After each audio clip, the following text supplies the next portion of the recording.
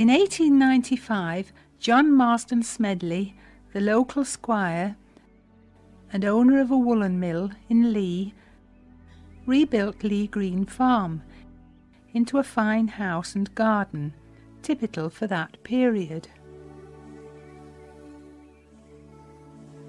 At the age of 68, in 1935, after visiting Bodnant and Exbury, he was inspired to build his own rhododendron garden behind his existing garden. On a millstone grit quarry site, on a southwest-facing slope surrounded by limestone. There was an abundance of stone, so this was used to build dry stone walls and paths. Soil came from other areas and was mixed with sand, as well as ash brought from the furnaces of John's woolen mill in the village.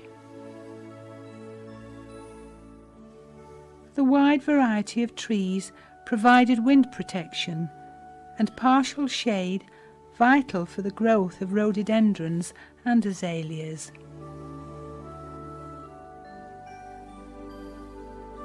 When John died in 1959 at the age of 92, he had collected 350 varieties, buying in plants from well-known breeders.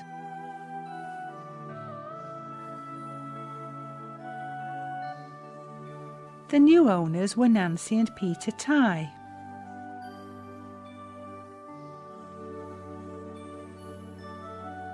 And they were assisted by John's former estate manager, Joyce Collier.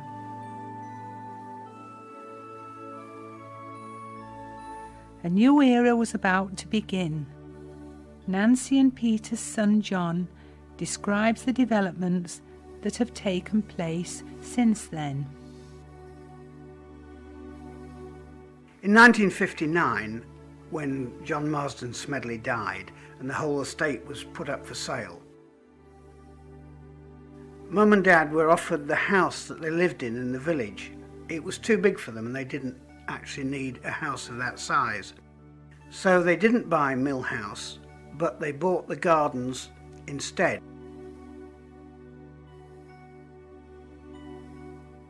Mum had worked in those gardens as a young housewife during the war, and she wanted to try and save the gardens just from reverting to natural woodland.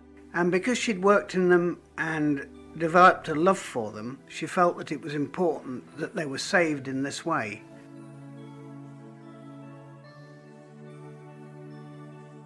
They didn't have a house at that time and had to then search for somewhere to live within the village.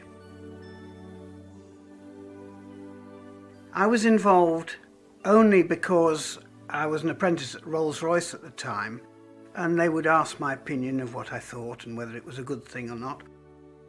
And anything that pleased them obviously included me and pleased me as well. So really it was only on that score that I was of any aid to them.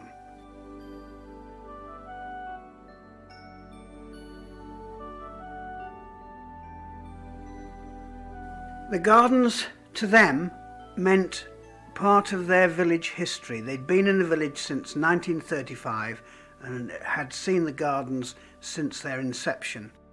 So to them it was part of the village history that they wanted to become involved in and to try and save.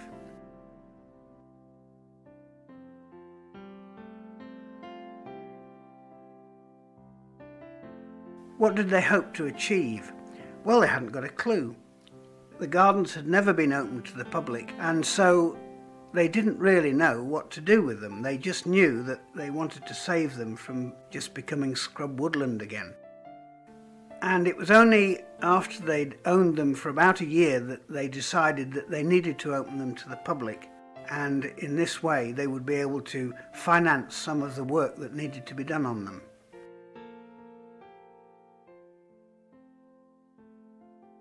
Their aims were only to keep the gardens as a beautiful place. It was never meant as a means of earning money or as a living. father was an engineer and continued as an engineer until he retired. Well, at the time I was a pilot in the Air Force. My real thoughts were about the work I had in hand, and my job as a Vulcan pilot and an instructor within the squadron.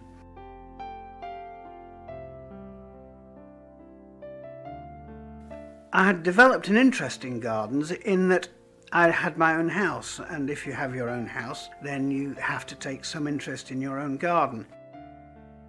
Well, my interest went further than that, and I actually showed and bred show auriculas. I used to enjoy that and showed them around the country and competed in competitions, and that was ever so interesting. And of course that included my mother, and she and I toured to various auricular shows and primula shows, and we competed in those. So my interest was in gardens, and because my mother by that time was a widow, she needed me in the season to help her, and I used to take time off at the weekends from my RAF duties and come and help her in the gardens and looking after the public.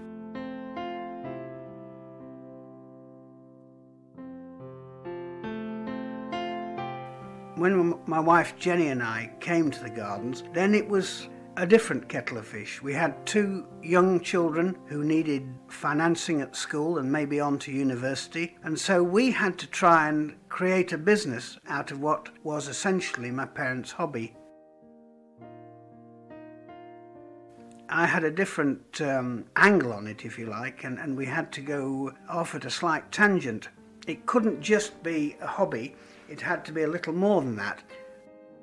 But it's very difficult to make a living out of a business that is only open for essentially 100 days a year. We had to think of other ways of increasing the turnover, and this was done by opening a tea shop and by eventually creating a nursery as well that sold plants that reflected the nature of the gardens.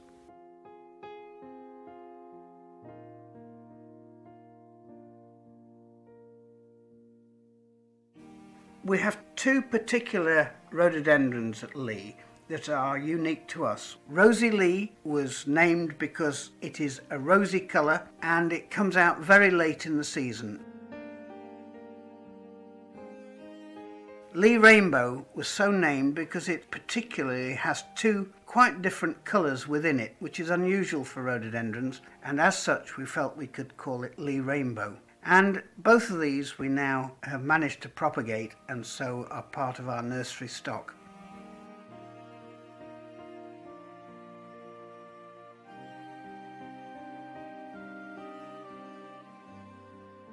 We didn't want to make too many changes because we feel that the gardens as such mean a tremendous lot to us as a family and as a historical part of the village. And I felt that I couldn't make it too overtly commercial, and it needed to remain relatively simple and after the fashion of John Smedley's desires to create a collection of rhododendrons.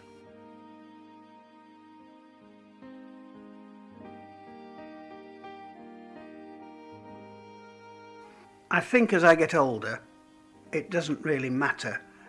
I certainly don't need to make more money because you're only open for 100 days a year, and this means that for the other 264 or 65 you've got to be working on the place, and to do that it means really doing all the work yourself. There is no room with a garden of this type to employ much labour, so we really think that if we want to enjoy this place for ourselves as well as other people enjoying it, then it's got to remain similar to the present format. The introduction of a successful musical event added a new dimension to the gardens.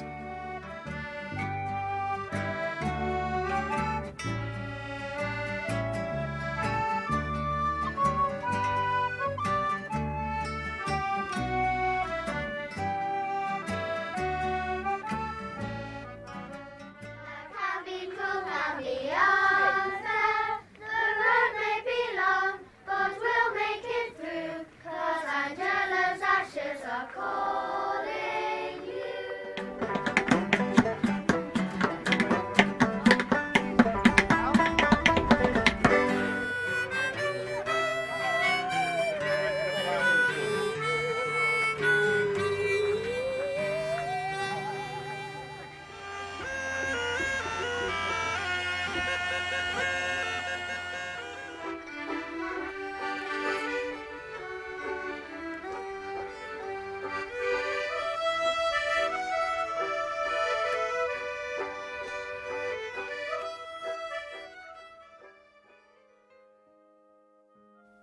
It's 70 years since John was inspired to create a rhododendron and azalea garden.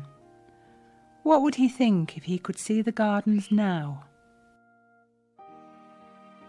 And Nancy, seen here at the age of 102 with Jenny and John and their sons, she still has an active interest in the gardens, some 46 years after she and her husband took over the gardens. The future of the gardens looks rosy.